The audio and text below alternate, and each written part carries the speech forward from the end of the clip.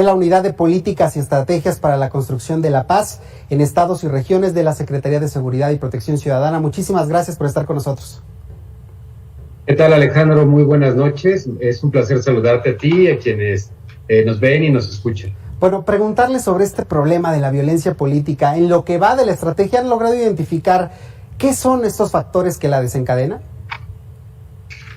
Bueno, pues primero agradecer la oportunidad de hablar de esta estrategia, que es un esfuerzo del Gobierno de México por coordinar acciones con los distintos órdenes de gobierno, con la finalidad de garantizar que las elecciones, que el proceso electoral se desarrolle y que prevalezca el derecho constitucional de votar o de ser votado. Uh-huh. Y pues el diagnóstico que tenemos, que se ha ido construyendo, tiene que ver justamente con los hechos denunciados o reportados por los candidatos o por los partidos en cada una de las entidades federativas. El objetivo de la estrategia pues es garantizar que las elecciones se lleven en paz, y una medida para ello pues es en ocasiones dar protección a los candidatos, uh-huh, o algún seguimiento a los casos que se presentan. ¿Se confirma esto que decía la secretaria de Seguridad, Rosa Isela, sobre que el Partido del Crimen estaba teniendo un papel fundamental en este proceso electoral respecto también a la violencia y las agresiones contra los candidatos?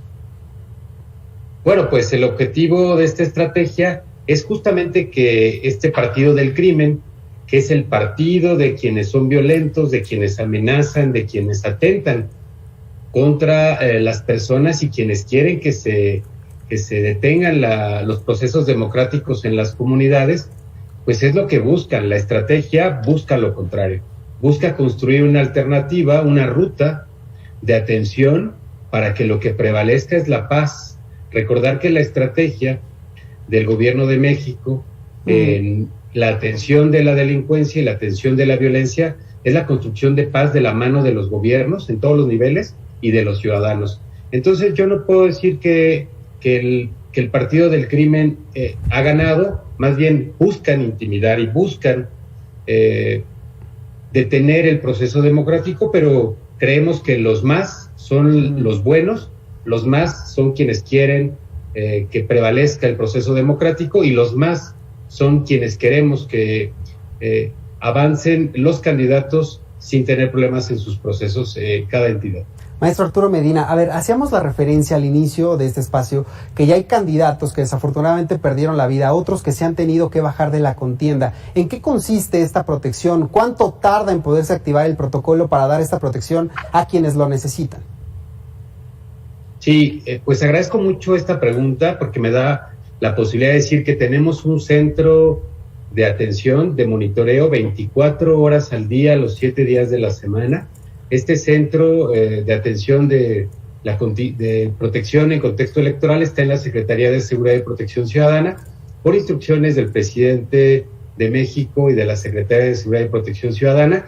En este puesto de mando estamos la Guardia Nacional, está la Secretaría de Seguridad con funcionarios de distintas áreas de las mesas de paz, está el CNI, está la Secretaría de Gobernación, la Consejería Jurídica, y entre todos trabajamos en esta mesa y damos seguimiento. Cualquier persona que sienta que ha sido amenazada o que pretendan limitar su derecho de participación política o que comprometa su integridad puede llamar al 911 y ahí hacer un reporte. Nos lo turnarán a esta mesa, que tendremos que dar una atención inmediata. La idea es que las candidaturas que tienen que ver con los ayuntamientos, que tienen que ver con las diputaciones locales, sean atendidas por los gobiernos estatales, y hay una excelente coordinación. En la mayor parte de las entidades atienden con las policías locales o municipales estos hechos de amenaza o hechos violentos. Y por otro lado, el Gobierno de México atiende las amenazas o quejas, denuncias de candidatos o candidatas a las gubernaturas o a diputaciones federales. Nos hemos distribuido así la competencia para poder abarcar el territorio nacional y ser muy eficaces y puntuales.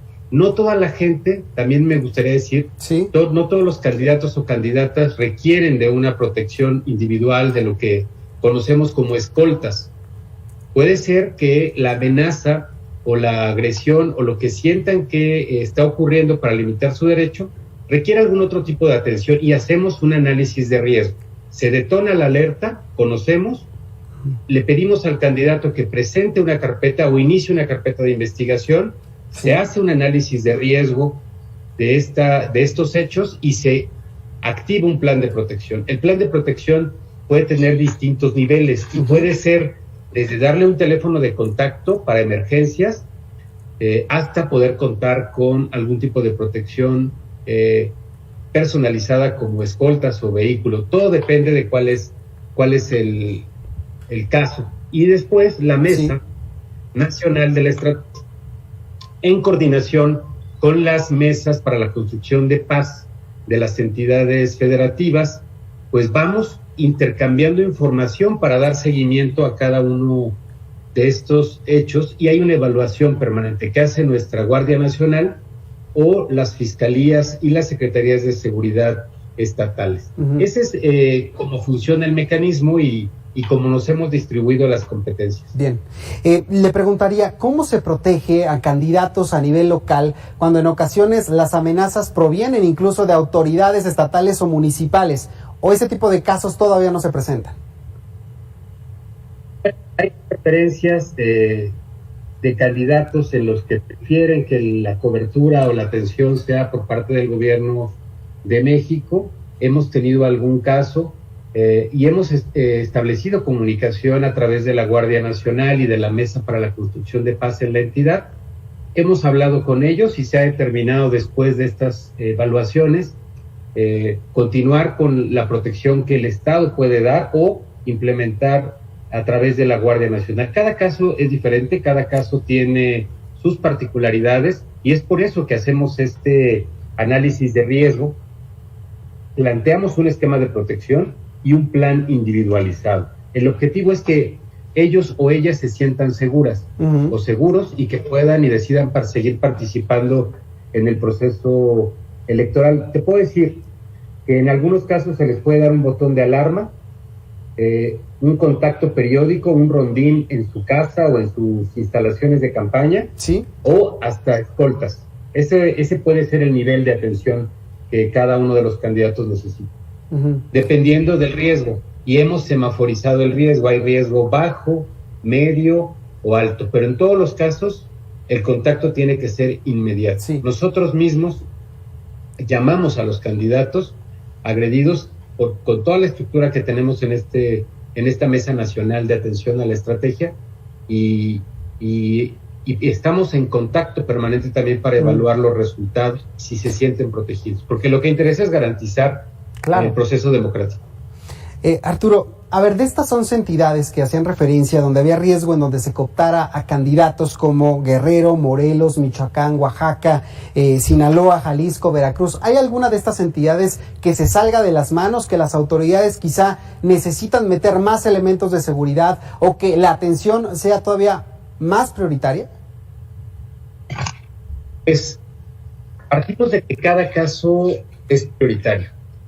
Habrá entidades donde no haya tantos casos, donde podemos tener 2 o 3, sin embargo, el análisis de riesgo nos dice que la amenaza es real, que puede ser de un nivel medio o alto, y entonces nos concentramos en garantizar la seguridad. Efectivamente hay entidades donde se ha concentrado más, como en San Luis Potosí, en Jalisco, en Veracruz, Estado de México, Oaxaca, Quintana Roo, Guerrero, Guanajuato, Chihuahua, por mencionar.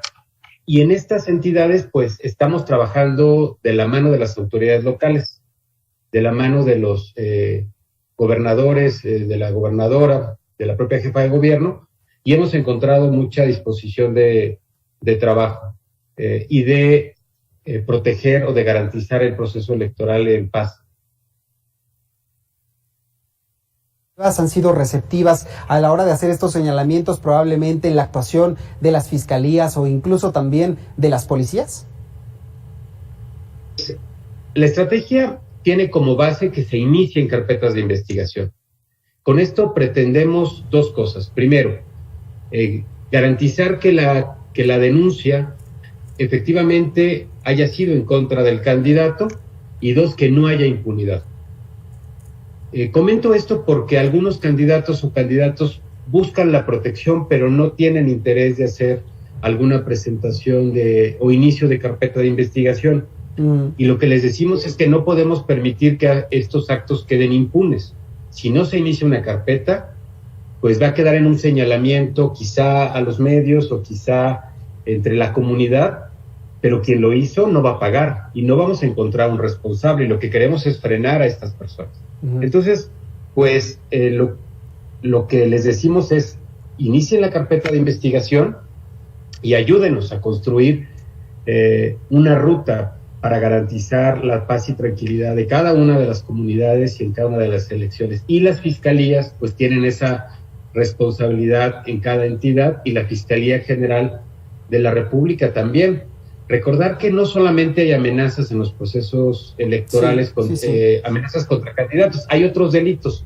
Esta estrategia se centra en los candidatos y candidatas y en su participación en el proceso. Sí. Hay fiscalías para delitos electorales que ven una gama amplia de delitos que están establecidos ya en la ley. Finalmente le preguntaría el balance hasta este día sobre estas agresiones de violencia política y si hay alguna entidad en donde podría estar en riesgo que se desarrolle este proceso electoral. Empezaría por la segunda pregunta. Sí. Estamos trabajando para que todo el territorio nacional sea un territorio seguro para la participación política.